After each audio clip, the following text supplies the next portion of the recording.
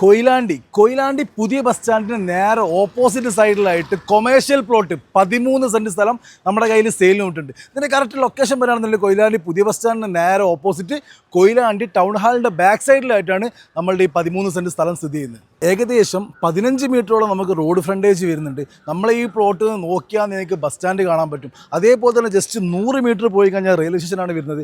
തൊട്ടു ബാക്കിലായിട്ട് കോടതി, അതേപോലെ തന്നെ ആശുപത്രി എല്ലാം തൊട്ടടുത്ത് വരുന്നത്. അത്രയും നല്ലൊരു പ്രൈം ലൊക്കേഷനിലാണ് നമ്മൾ ഈ കൊമേഴ്ഷ്യൽ പ്ലോട്ടായ 13 സെൻറ്റ് സ്ഥലം സ്ഥിതി ചെയ്യുന്നത്. ഇനി നിങ്ങളുടെ കൊമേഴ്ഷ്യൽ പർപ്പസിന് ഈ 13 സെൻറ്റ് പോരാ, ഇനി എക്സ്ട്രാ സ്ഥലം വേണമെന്നുണ്ടെങ്കിൽ തൊട്ടടുത്തുള്ള സ്ഥലത്തിൻ്റെ കാര്യമൊക്കെ അത് സെയിലിനുള്ളതാണ്. അതൊക്കെ വേണമെങ്കിൽ നമുക്ക് സെറ്റായി തരാൻ പറ്റും.